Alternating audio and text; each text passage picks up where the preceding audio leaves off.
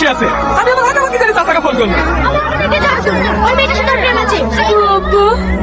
বাড়ি চো। আমি বাড়ি যাবো না, আমি টনিকে ভীষণ ভালোবাসি। আরে আরে গায়ে হাত তুলছো কেন? গায়ে হাত তুলে কি সবকিছু সমাধান হয়ে যাবে? পাঁচটা মানুষ আছে, ছেলের বাপ আছে, ঠান্ডা মাথায় আলোচনা করো, তারপরে সিদ্ধান্ত নিও। মেয়ের বাপকে? আমি ভাই। এই সোহেল, দুটো ছেলের সাথে বসু। দেখেন ভাই, ছেলে মেয়ে ভালোবাসা করে পালিয়ে এসছে।